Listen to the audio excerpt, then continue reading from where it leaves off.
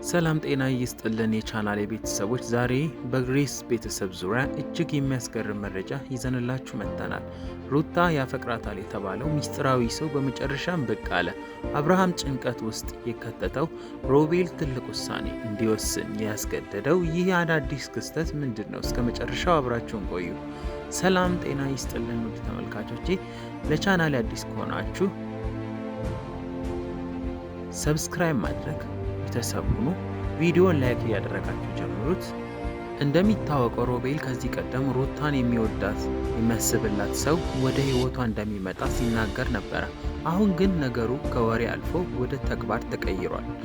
ያ የተባለው አፍቃሪ መጥቷል። ራሱንም ለማጋለጥ ወደ ሚዲያ ለመምጣት ዝግጁ እንደሆነ እየተናገረ ነው። ሮቤል ሩታን ለመጠበቅ ለመንከባከብ ወደ ቤት ገብቶ አብሯት መኖር መጀመሩ የሚታወስ ሲሆን ይህ አዲስ ሰው መምጣቱ ደግሞ በቤቱ ውስጥ ያለው ሁኔታ ቀይሮታል። አብርሃም ደንግጦ ሄርሜላ ሁኔታ የሚለው ላይ ስንገባ፣ በሌላ በኩል አብርሃም ይህን ዜና ሲሰማ ክፉኛ መደንገጡ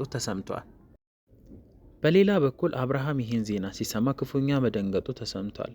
አብርሃም ሮቤል ከዚህ ቤት መውጣት አለበት በማለት ከፍተኛ ጭቅጭቅ ቢያነሳም ሩታ ግን የራሴ ህይወት የመወሰን መብት እንዳላት ማሳየት እችላለሁ ብላ ብዙ ነገር በማለቷ ምክንያት ሮቤልን ማስወጣት አልቻለም። እሱ እነ ብሩክ እና አቤል አብርሃምን ከሄርሜላ ጋር ለማቀራረብ ትልቅ ሰርፕራይዝ አድርገው ነበረ። አብርሃም ከሄርሜላ ጋር መሆን እንደሚፈልግ ቢገልጽም የሩታ አዲስ አፍቃሪ መምጣቱ ግን እንቅልፍ የነሳው ይመስላል። እውነት ነው፣ ይሄ ነገር ትክክል ተደርጎለታል እንላለን። እዚህ ጋር ግን መታሰብ ያለበት ነገር አለ። ሩታ አብርሃምን ለማስቀናት ብቻ ወደ አዲስ ፍቅር መግባት አለባት ትላላችሁ እናንተ? እኔ የለባትም ነው ምለው። ብዙዎቹ እንደሚሉት ከሆነ ሩታ መጀመሪያ ፍቺ ጉዳዩን በህግ መጨረስና ራሷ ማረጋጋት ይኖርባታል የሚለው ደግሞ ብዙ አስተያየቶች አሉ። እኔ በዚህ መስማማለሁ። በትክክል ነው። በቀናት የሚመጣ ፍቅር ሌላ ጣጣ ሊያመጣ ስለሚችል ሩታ መጠንቀቅ አለባት ብለን ነው የምናስበው። እና ምን የምለው ነገር ያው እንግዲህ የዛሬው መረጃ ይህን ይመስላል። እናንተስ ምን ትላላችሁ የሚለውን ደግሞ እናንተ ማብራራታችሁ ብትነግሩልን ደስ ይላል። ኮሜንት መስጫው ላይ አስቀምጡልን። ሩታ አዲስ አፍቃሪ መያዟ ጥሩ ነው ትላላችሁ?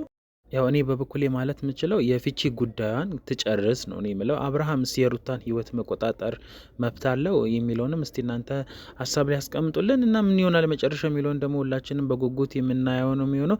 እያንዳንዱ ነገር ወዴት እያመራ ነው የሚለው ነገር ደግሞ በጣም አስጊ እየሆነ ነው።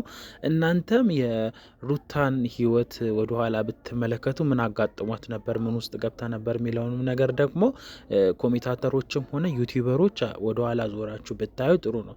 ነገሮችን እያነሳን እኛ ባርገበገበን ወይም ሁሉን ነገር በተናገርን ቁጥር እነሱም እየተጋጋሉ መሄዳቸው ስለማይቀር ሁላችንም አንድ ሆነን እነሱን አንድ የማድረግ ነገር ብንሰራ ጥሩ ነው ብለን ነው የምናስበው። ሩታም በእልህ ተነሳስታ ወደማይሆን ህይወት ውስጥ ከገባች እኛ ወደፊት የሰውን ህይወት እንዳበላሸ ነው የምንቆጠረው። ይሄን መገንዘብ አለባችሁ። እናንተም ከቀናት በኋላ እንግዲህ ምን እንደሚፈጠር የምናየው ነው የሚሆነው። እናንተም የራሳችሁን ሀሳብ አስተያየት ኮሜንት መስጫው ላይ አስፍሩልን። ለቻናላችን አዲስ ከሆናችሁ ደግሞ ሰብስክራይብ ማድረጋችሁ እንዳይረሳ ብለናል። እስካሁን አብራችሁ ስለቆያችሁ ደህና ሁኑልን ቤተሰቦቼ። ደህና ሁኑ የሀገሬ ልጆች።